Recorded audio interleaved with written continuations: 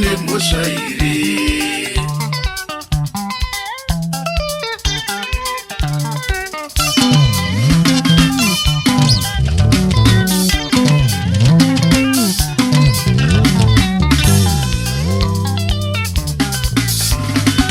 Ngirori kurara wakaramba uchiti unoda makombo Yesu kura jaririma Yame moshairi